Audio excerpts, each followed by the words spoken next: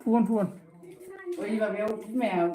जोंखौ सिंगै सोरबा नागिरबानो गरहर दे ओमफ्राय फननो सोखाबाय 30 थाखानि ओमफ्राय बैसोर गुबुनफोर फैसा दङ खुस्राफोर नांगौबा दे ओमफ्राय मोनोबा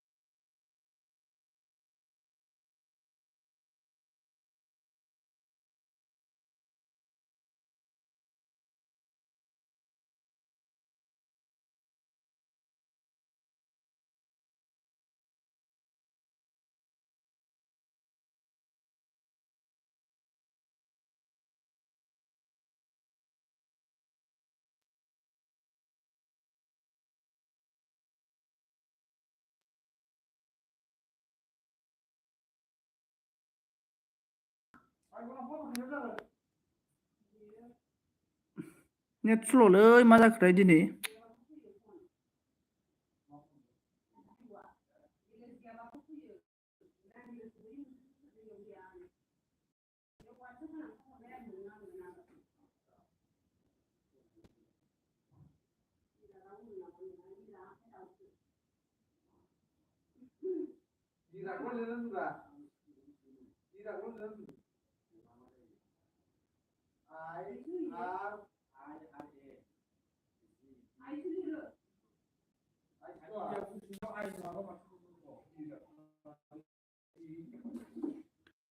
लॉकडाउन क्या हुआ था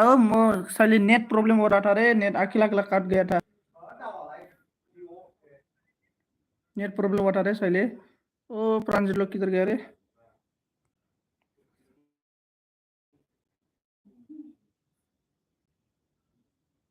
अच्छा बोल रहा है नेट प्रॉब्लम एकदम बड़ा नेट भी क्या करता रे